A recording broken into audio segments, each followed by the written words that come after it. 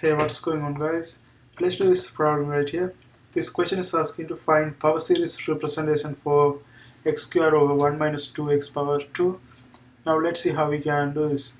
So first of all, we can write this one in different way, like x square times 1 over 1 minus 2x power 2.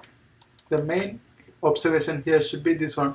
If you take the derivative of this one, d over dx, 1 over 1 minus 2x, that's going to give you 2 over 1 minus 2x power 2.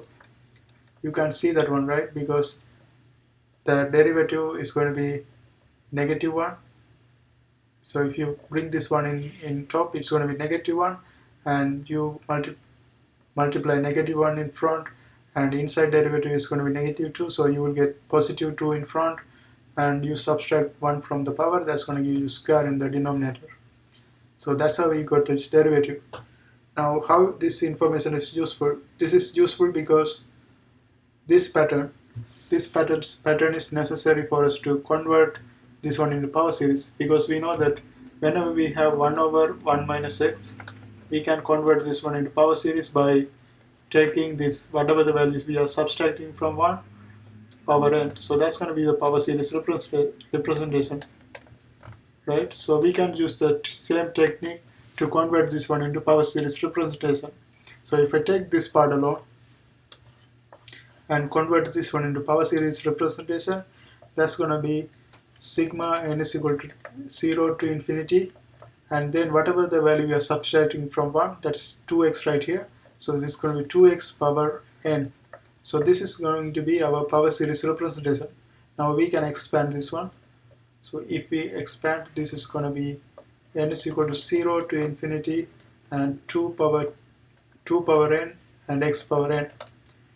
Now this is only this value, and if I find the derivative of this one, if I want to find this one, I have to take the derivative.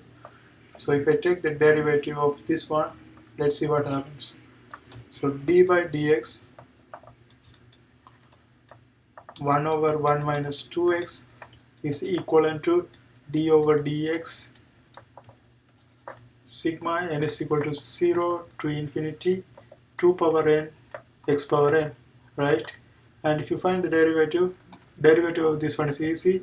All you have to do is subtract, you have to multiply this one power in front and subtract 1 from the power. So that's going to be n is equal to, so when you take the derivative, here's the important thing. When you take the derivative, this n will become 1, right?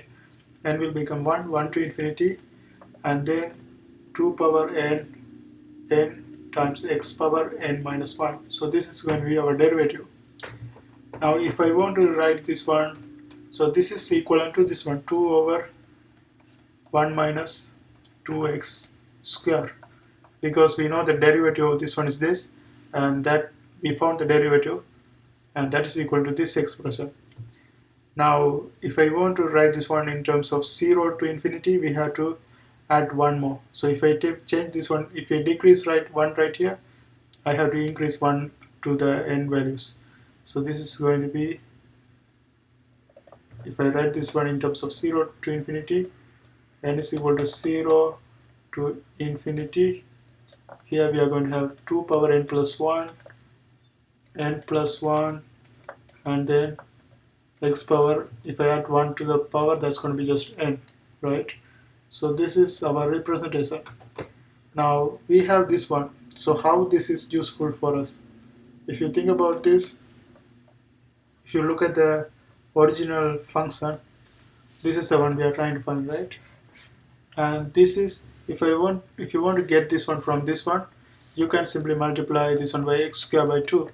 If you multiply x square by 2 by 2 by 1 minus 2x square, that's going to give you this function right here. So we can do the same thing for the power series pattern. So to get this one, all we have to do is multiply this power series by x square by 2, and that's going to give us, so let's write in a different color. N is equal to 0 to infinity, and we have 2 power n plus 1 x power n. Now here you have to notice we have x power 2 right here, we have x power n, and if you multiply this one, that's going to be x power n plus 2, because when you multiply, powers will add. So this is going to be n is equal to 0 to infinity x power n plus 2, right? And what will happen to this 2 power right here? So 1 over 2 is same as 2 power minus 1, right? If it's 2 power minus 1, that means 1 over 2.